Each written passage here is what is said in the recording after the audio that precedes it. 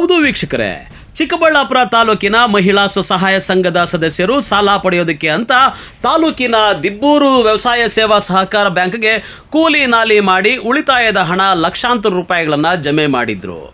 ಲಕ್ಕನಾಯಕನಹಳ್ಳಿ, ರೇಣುಮಾಕಲಹಳ್ಳಿ, ಗುಂಡ್ಲಗುರ್ಕಿ ಸೇರಿದಂತೆ 5-6 ಹಳ್ಳಿಗಳ ಮಹಿಳಾ ಸ್ವಸಹಾಯ ಸಂಘದ ಸದಸ್ಯರು ಸುಮಾರು 10 ಲಕ್ಷಕ್ಕೂ ಹೆಚ್ಚು ಹಣವನ್ನು ಜಮೆ ಮಾಡಿ ಠೇವಣಿ ಇಟ್ಟಿದ್ರು. ನಂತರ ಸಾಲ ಕೇಳೋಕೆ ಅಂತ ಬ್ಯಾಂಕ್ ಬಳಿ ಹೋದ್ರೆ ಬ್ಯಾಂಕ್ ಸಿಬ್ಬಂದಿ ಬ್ಯಾಂಕ್ಗೆ ಬೀಗ ಜಡಿದು ಎಸ್ಕೇಪ್ ಆಗ್ತಿದ್ರು. ಇದರಿಂದ ಅನುಮಾನಗೊಂಡು ಪರಿಶೀಲನೆ ನಡೆಸಿದ್ರೆ ಮಹಿಳಾ ಸಂಘಗಳ ಹಣ ಬ್ಯಾಂಕ್ನಲ್ಲಿ ಜಮೇನೇ ಆಗಿರಲಿಲ್ಲ. ಸುಮಾರು 10 ಲಕ್ಷ ರೂಪಾಯಿಗಳ ಹಣವನ್ನು ಸ್ವತಃ ಬ್ಯಾಂಕ್ನ ಸಿಬ್ಬಂದಿ ದುರುಪಯೋಗ ಪಡಿಸಿಕೊಂಡಿರೋದು ಬೆಳಕಿಗೆ ಬಂದಿತ್ತು. ಇದರಿಂದ ಆಕ್ರೋಶಗೊಂಡ ಸ್ವಸಹಾಯ ಸಂಘಗಳ ಮಹಿಳೆಯರು ಚಿಕ್ಕಬಳ್ಳಾಪುರ ಗ್ರಾಮಾಂತರ ಠಾಣೆ ಪೊಲೀಸರಿಗೆ ದೂರು ನೀಡಿದ್ರು. ಪೊಲೀಸರು ಚಿಕ್ಕಬಳ್ಳಾಪುರ ತಾಲೂಕಿನ ದಿಬ್ಬೂರು ವ್ಯವಸಾಯ ಸೇವಾ ಸಹಕಾರ ಬ್ಯಾಂಕ್ನ ಕಾರ್ಯದರ್ಶಿ ಕಾರ್ತಿಕ್ನನ್ನ ಕರೆಸಿ ವಿಚಾರಣೆ ನಡೆಸಿದ್ದಾರೆ.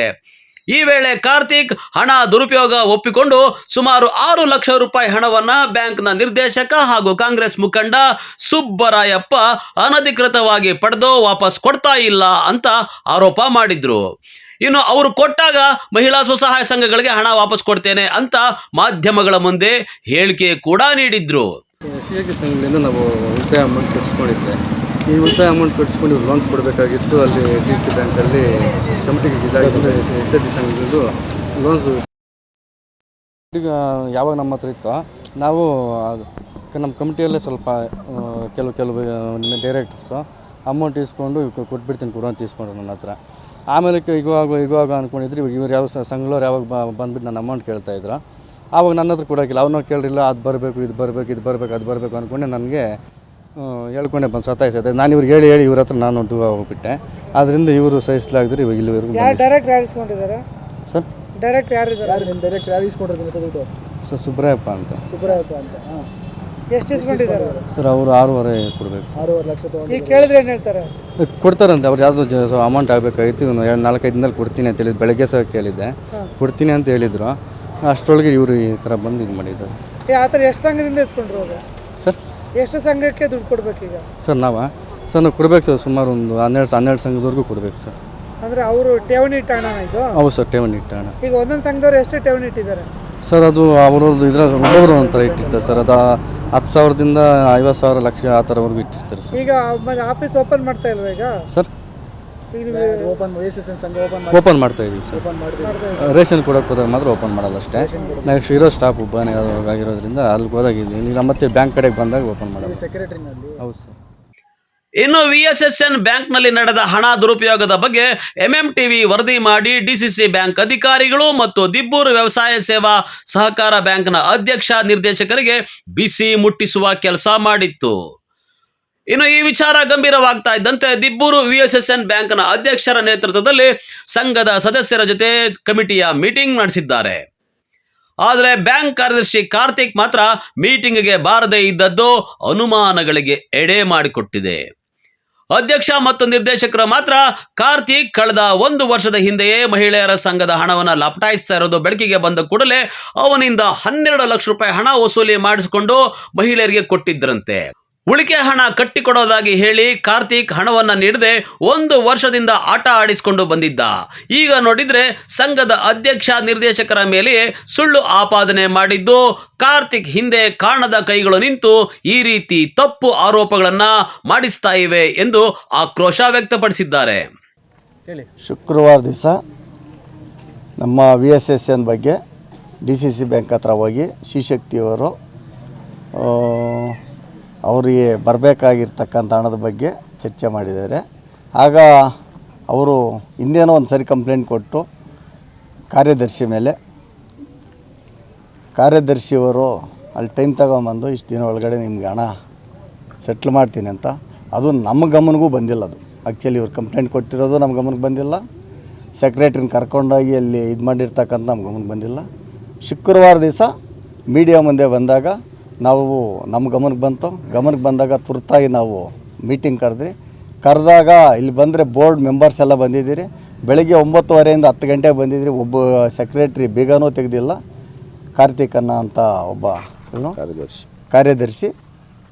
ಆಮೇಲೆ ನಾವು ಇವತ್ತು 12 ಜನ ಬೋರ್ಡ್ ಮೆಂಬರ್ಸ್ ಇದ್ದೀರಿ. ಬೋರ್ಡ್ ಮೆಂಬರ್ಸಲ್ಲಿ ಇವತ್ತು 10 ಜನ ಹಾಜರಿದ್ದರೂ ಇಲ್ಲ, ನಾವೇ ಒಂದು ಮೀಟಿಂಗ್ ಮಾಡಿ ಆಮೇಲೆ ಸಂಘದವ್ರನ್ನೂ ಕರೆದಿದ್ದೀರಿ. DCC ಬ್ಯಾಂಕ್ನವರು ಬಂದಿದ್ದರು, ಅವರು ಒಬ್ಬ ಪ್ರತಿನಿಧಿ, ಒಬ್ಬ ಮೆಂಬರ್ ಆಗಿರ್ತಾರೆ, ಅವರು ಬಂದಿದ್ದರು. ಇವತ್ತು ನಾವೆಲ್ಲ ಚರ್ಚೆಗಳು ಮಾಡಿ ಅವನ ಮೇಲೆ ಕ್ರಮ ತಗೊಳೋದಕ್ಕೆ ರೆಜುಲೇಷನ್ ಮಾಡಿದ್ದೀರಿ.